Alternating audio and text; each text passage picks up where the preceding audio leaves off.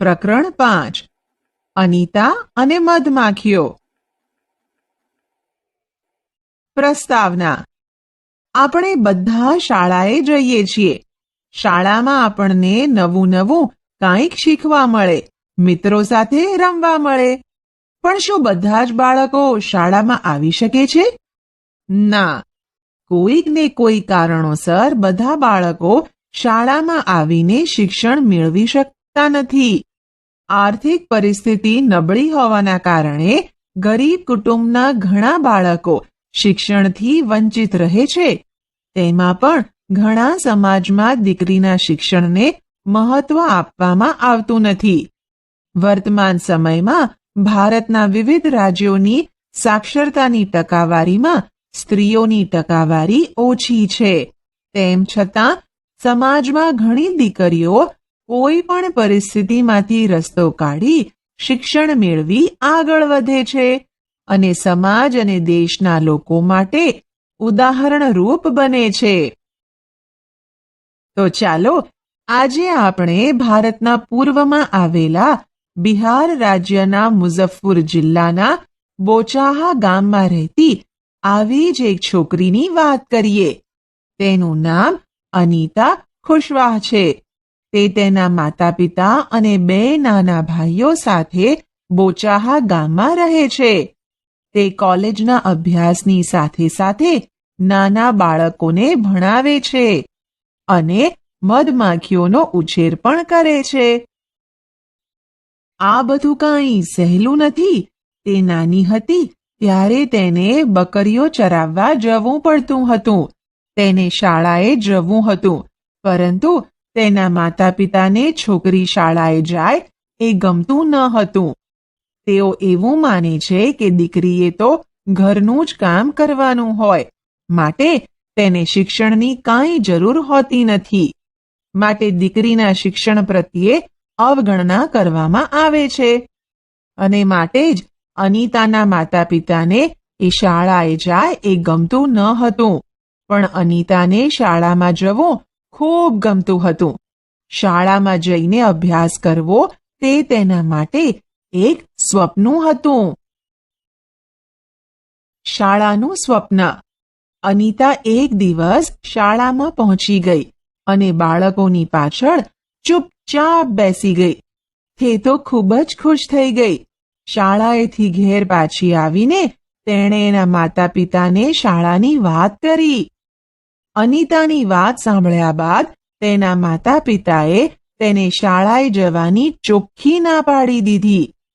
આ વાત સાંભળીને અનિતા ખૂબ રડી.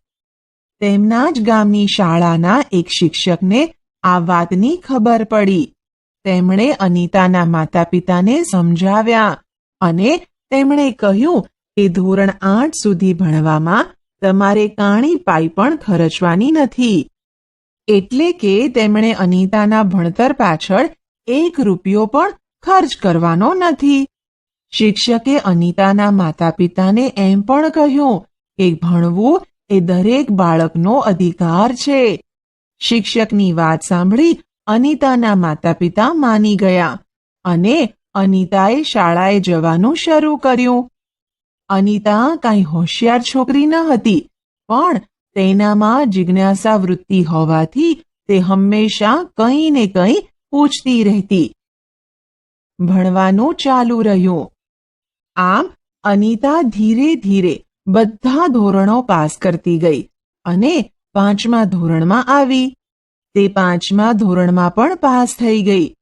હવે તેને ખબર હતી કે તેનો ભણવાનો ખર્ચ વધશે. તેના માતા પિતા તેને ભણાવવા તૈયાર ન હતા, પણ તેને તો ભણવું હતું. તેથી તેણે નાના બાળકોને ભણાવવાનું શરૂ કર્યું. અનિતાને થોડાક રૂપિયા મળવા લાગ્યા અને તેનું ભણવાનું ચાલુ રહ્યું. જોયું મિત્રો, અનિતા ભણવા માટે કેવી રીતે પૈસા મેળવે છે અને પોતાનો અભ્યાસ ચાલુ રાખે છે. શું તમે ક્યારેય તમારા અભ્યાસ પાછળ થતા ખર્ચ અંગે વિચાર્યું છે? ના, કેમ કે તમારા અભ્યાસનો સંપૂર્ણ ખર્ચ માતા પિતા ઉપાડે છે. ચાલો આપણે અહીં તમે આખા વર્ષમાં શાળા માટેની વસ્તુઓ પાછળ કેટલા પૈસા ખર્ચ કરો છો તે નોંધીશું. જુઓ, અહીં કેટલીક વસ્તુઓની યાદી આપેલી છે.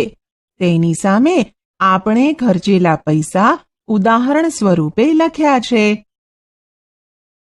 પ્રવૃત્તિ. મિત્રો, તમને ગમતા ગણવેશનું ચિત્ર તમારી નોટબુકમાં દોરો અને રંગ પૂરો. અહીં આપેલા ભારતના નકશામાં બિહાર શોધી હાઇલાઇટ કરો.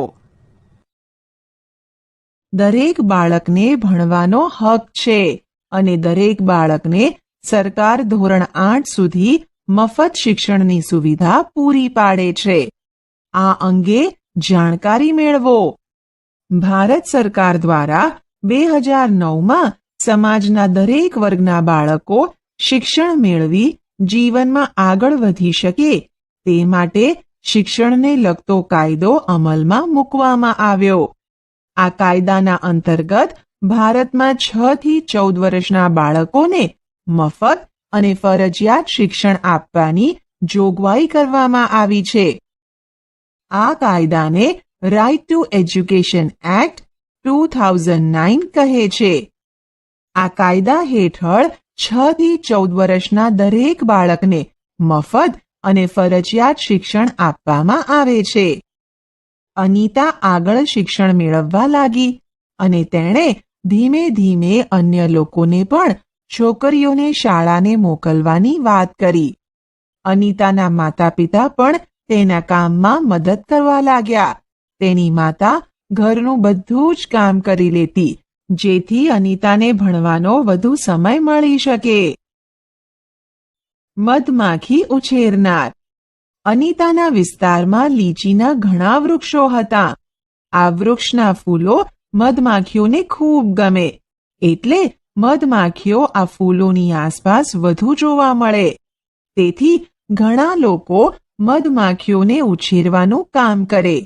વળી સરકાર એ માટે તાલીમ પણ આપે. અનિતા પણ એ તાલીમમાં જોડાઈ. તેમાં અનિતા એક જ છોકરી હતી. ઓક્ટોબરથી ડિસેમ્બર મહિનામાં મધમાખીઓ ઈંડા આપે, એટલે એ સમય એમના ઉછેર માટે ઘણો સારો ગણાય. મિત્રો, તમે કોઈ જીવજંતુને ફૂલની નજીક જોયા છે? તેમના નામ કહો. તમે લીચીના ફૂલની નજીક જોવા મળતી મધમાખીઓની જેમ પતંગિયાને અને ભમરાને ફૂલની નજીક ઉડતા જોયા હશે. તો તેઓ કેમ ફૂલોની નજીક આવતા હશે? ફૂલોમાં રહેલા રસને લીધે તેઓ ફૂલની નજીક આવે છે. ભમરા અને પતંગિયાના ચિત્ર દોરો અને તેમાં રંગ પૂરો. મધમાખી જ્યારે ઉડે છે ત્યારે એક પ્રકારનો અવાજ આવે છે. તમે તે અવાજની નકલ કરી શકો? હવે અનિતાની આગળ વાત કરીએ. મધમાખી ઉછેરનાર તરીકે. અનિતાએ મધમાખી ઉછેરની તાલીમ પૂરી કરી, પણ તેને કામ શરૂ કરવા પૈસાની જરૂર હતી. તેથી તેણે બાળકોને ભણાવવાનું ચાલુ રાખ્યું અને 5,000 રૂપિયા ભેગા કર્યા. તે પૈસાથી અનિતાએ મધમાખીઓ માટેની 2 પેટીઓ ખરીદી. એક પેટીની કિંમત 2,000 રૂપિયા હતી. બાકીના પૈસામાંથી તેણે મધમાખીઓ માટે ચાસણી બનાવવા ખાંડ ખરીદી અને મધપૂડાને ચોખ્ખો રાખવાની દવા ખરીદી. આ દરમિયાન સપ્ટેમ્બર મહિનો ચાલતો હતો. ડિસેમ્બર મહિના સુધીમાં તેની પાસે ઘણી બધી મધમાખીઓ હતી. હજી તેને 2 પેટીઓ વધારે ખરીદવી પડે એમ હતી. અનિતા હજુ પણ મધમાખી ઉછેર વિશે શીખતી હતી. ઘણીવાર મધમાખીઓ તેને ડંખ મારતી અને તેના હાથ અને ચહેરો સૂજી જતા. તેને ખૂબ જ પીડા થતી. આ કામ તેણે પોતે જ પસંદ કર્યું હતું, એટલે કોઈને કહેવાય તો નહીં. મધમાખી ડંખ મારે ત્યારે લોકો શું કરે? મધમાખી ડંખ મારે ત્યારે તે જગ્યા પર ચૂનો લગાવવાથી રાહત થાય છે. ચાલો હવે આપણે અહીં મધમાખીનું ચિત્ર દોરીશું અને તેમાં રંગ પૂરીશું. આપણે આગળ જોયું કે અનિતા જ્યાં રહે છે તે વિસ્તારમાં લીચીના ઘણા વૃક્ષો આવેલા છે. લીચીના વૃક્ષને ફેબ્રુઆરીમાં ફૂલો આવે છે, એટલે તેણે તેની બધી પેટીઓ લીચીના વાડા પાસે મૂકી. દરેક પેટીમાંથી તેને 12 કિલોગ્રામ મધ મળતું. આ મધ તે બજારમાં વેચતી. મધમાખીના ઉછેરમાં તેને પહેલી કમાણી થઈ. હવે તો તેની પાસે 20 પેટીઓ છે. તો અનિતાની 20 પેટીઓની કુલ કિંમત કેટલી હશે?